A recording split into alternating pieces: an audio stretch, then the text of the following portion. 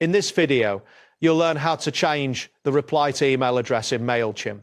By following this guide, you will be able to customize the email address that recipients will reply to when they respond to your campaigns. Start by navigating to the Mailchimp homepage.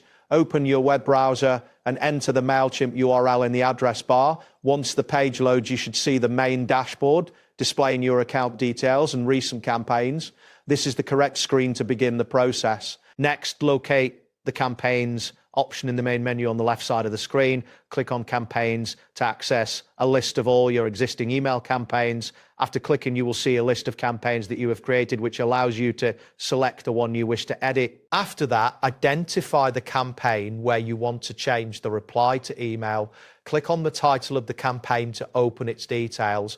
Once this loads, you will be directed to the campaign overview page where you can proceed to make your changes. Now, look for the From section on the campaign details page.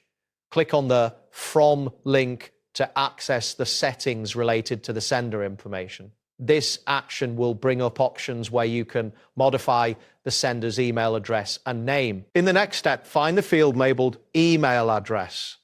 Click on this field to edit the email address that you want to use. Make sure to double check the address for accuracy, as this will be the email recipients will reply to. Once you have entered the new email address, look for the Save button at the bottom of the settings panel. Click on Save to confirm your changes. After saving, a confirmation message should appear, indicating that your changes have been successfully saved. Finally, it is important to verify the new reply to email by sending a test email to ensure that replies are directed correctly.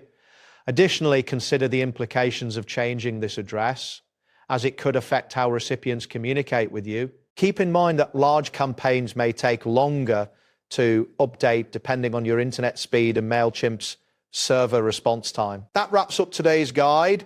Thanks for watching, and catch you in the next tutorial.